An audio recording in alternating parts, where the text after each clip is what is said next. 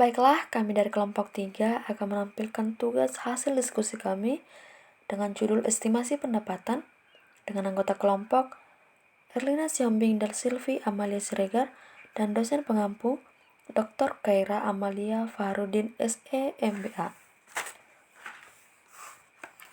Anggaran merupakan instrumen penting dalam organisasi sektor publik.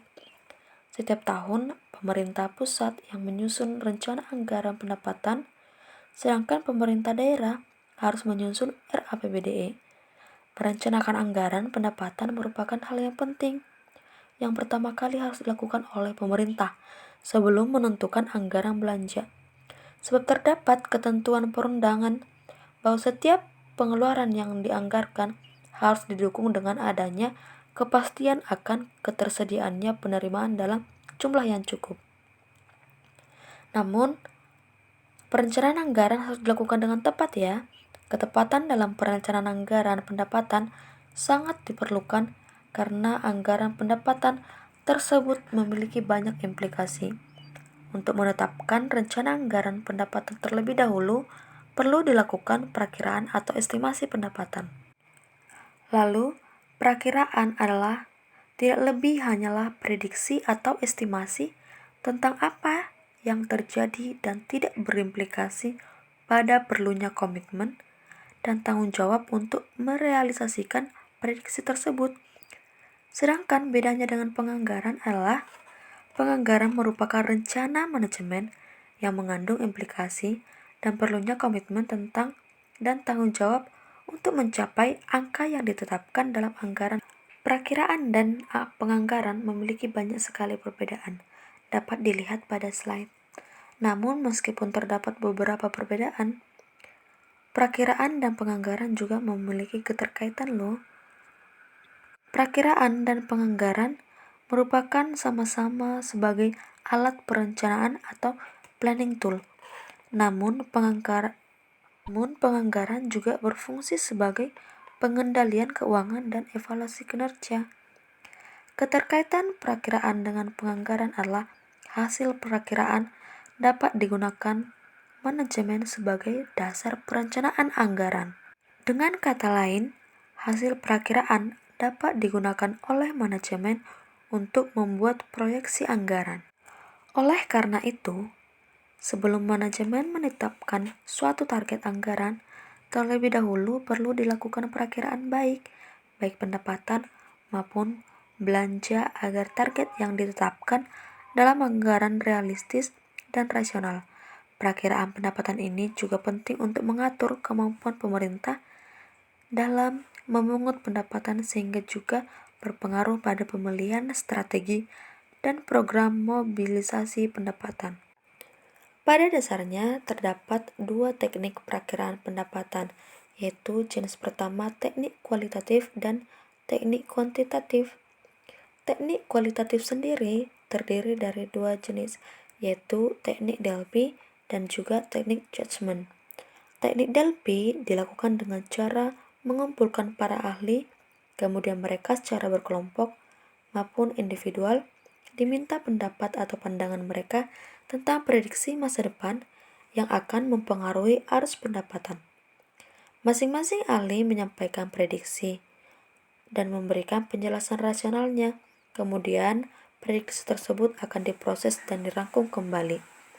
Sedangkan metode judgment merupakan perakiraan berdasarkan pengalaman masa lalu dan pertimbangan berbagai faktor yang mempengaruhi pendapatan di masa mendatang. Sedangkan untuk teknik kuantitatif terdiri dari 4 jenis. Yang pertama, Simple Moving Average atau disingkat dengan SMA. Simple Moving Average merupakan teknik perakiraan yang cukup sederhana dan mudah digunakan. Dengan teknik SMA, kita memprediksi pendapatan tahun depan berdasarkan perhitungan rata-rata pendapatan periode yang lalu, atau disebut juga ramalan atau forecast periods. Sebelum dihitung rata-rata pendapatan periode lalu, terlebih dahulu perlu ditentukan jumlah tahun yang akan dijadikan sebagai periode ramalan. Misalnya, 7 tahun, 5 tahun, atau 3 tahun sebelumnya.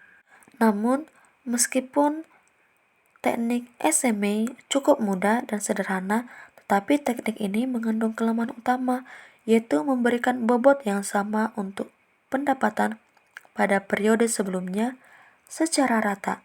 Dengan kata lain, teknik ini memperlakukan pendapatan 10 tahun yang lalu sama bobotnya dengan pendapatan setahun lalu. Padahal, pada umumnya, pendapatan 1 tahun yang lalu memiliki bobot yang lebih tinggi dibanding pendapatan 2 tahun lalu dan seterusnya. Yang kedua adalah exponential smoothing. Teknik exponential smoothing dinilai lebih baik dibandingkan teknik moving average, sebab teknik ini memberikan bobot yang berbeda untuk periode yang berbeda, sedangkan teknik SMA memberikan bobot yang sama untuk semua data yang ada. Untuk teknik exponential smoothing memiliki persamaan matematis sebagai berikut. Sebagai keterangannya juga dapat dilihat. Dalam menggunakan teknik exponential smoothing, ini terdapat unsur subjektivitas atau judgment, terutama dalam menentukan besarnya bobot untuk tahun terakhir dilambangkan dengan alfa. Nilai alfa tersebut besarnya berkisar antara 0 dan 1. Dalam hal ini, tidak ada aturan baku untuk menentukan besarnya alfa, sehingga penentuannya perlu dilakukan dengan metode coba-coba atau trial and error, hingga diperoleh hasil prediksi yang paling baik. Selanjutnya adalah Transformation Moving Average atau disingkat dengan TMA, merupakan teknik perakiraan dengan melihat kecenderungan atau tren dari data masa lalu. Jika kecenderungan pendapatan selama beberapa tahun menunjukkan kenaikan, maka pendapatan tahun mendatang akan naik dibandingkan tahun sebelumnya, dan begitu juga dengan sebaliknya. Perakiraan pendapatan dengan teknik TMA dilakukan dengan cara menghitung perubahan pendapatan tahun T dikurangi pendapatan tahun T kurang 1 atau delta pendapatan. Selanjutnya dihitung rata-rata pendapatan selama periode tertentu atau delta P. Prediksi pendapatan tahun depan dihitung dari pendapatan tahun sekarang ditambah rata-rata penambahan pendapatan. Secara matematis dapat dirumuskan sebagai berikut. Untuk teknik selanjutnya adalah teknik regresi, di mana teknik regresi pada dasarnya juga mirip dengan Transformation Moving Average, yaitu sama-sama merupakan teknik tren. Untuk membuat prediksi dengan menggunakan teknik regresi, pertama kali yang harus dilakukan adalah menentukan persamaan regresinya. Persamaan regresi sederhana untuk memprediksi pendapat dapat dinyatakan dengan berikut. Pada dasarnya, hasil analisis regresi dengan program Excel sebagaimana dapat dilihat pada buku terdiri atas 3 bagian, yaitu regression statistic, ANOVA, coefficient, dan hasil perhitungan statistik terkait lainnya. Pada teknik regresi terdapat regresi dengan model ekonometrika. Perakiraan pendapatan dengan teknik regresi pada dasarnya dapat dibagi menjadi 2 metode, yaitu metode regresi sederhana dan metode regresi dengan model ekonometrika yang canggih.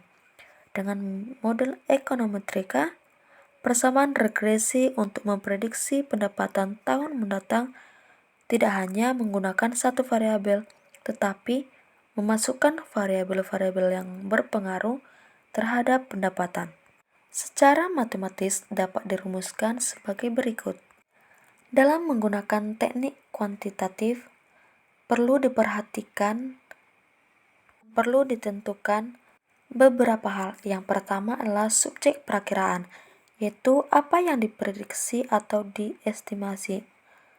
Subjek perakiraan bisa berupa pendapatan secara keseluruhan maupun per kelompok, jenis, objek, dan rincian objek pendapatan.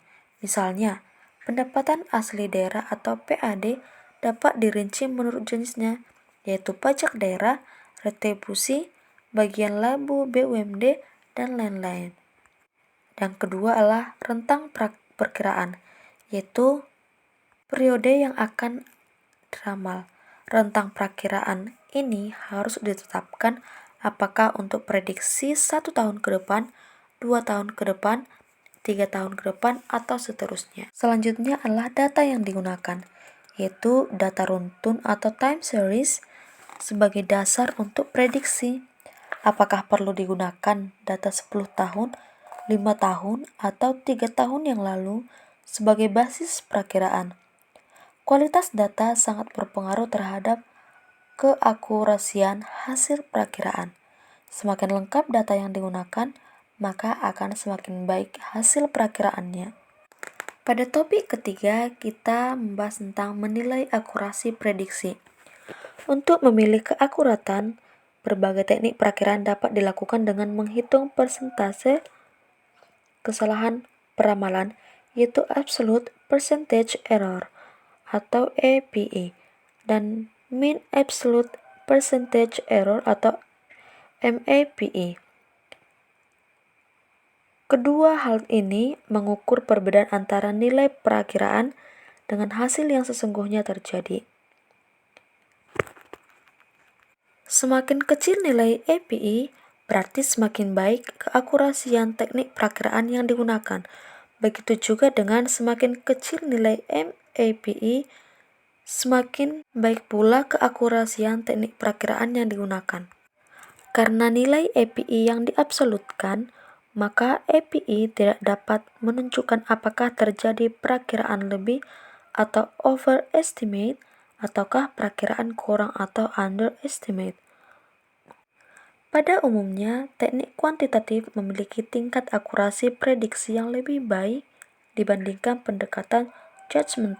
Di antara berbagai teknik kuantitatif, teknik exponential smoothing merupakan teknik perakiraan paling baik untuk memprediksi pendapatan yang memiliki posiman. Namun, model regresi ekonometrika merupakan teknik perakiraan paling baik di antara teknik kuantitatif lainnya, sedangkan yang paling rendah tingkat akurasinya adalah analisis tren. Selanjutnya adalah permasalahan perakiraan pendapatan di sektor publik.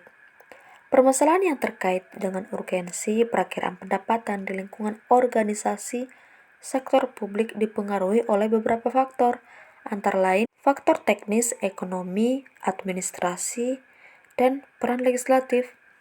Yang pertama, faktor teknis terkait dengan penggunaan teknik perakiraan yang paling tepat yang dapat dikuasai oleh pegawai pemerintah dan ketersediaannya data yang memadai. Termasuk dalam faktor teknis ini adalah kualitas sumber daya manusia yang melakukan tugas membuat perakiraan pendapatan. Faktor ekonomi terkait dengan turbulensi dan ketidakpastian ekonomi yang mempengaruhi perakiraan pendapatan. Faktor administratif terkait dengan perubahan peraturan perundang terkait yang mempengaruhi pendapatan, misalnya peraturan perundangan tentang pajak dan retribusi daerah. Selanjutnya adalah faktor peran legislatif terkait dengan penggunaan hak budget oleh Dewan serta pelaksanaan fungsi legislasi terkait dengan anggaran. Perakiraan pendapatan menjadi terus penting jika legislatif menaruh perhatian yang besar terhadap prediksi pendapatan tersebut.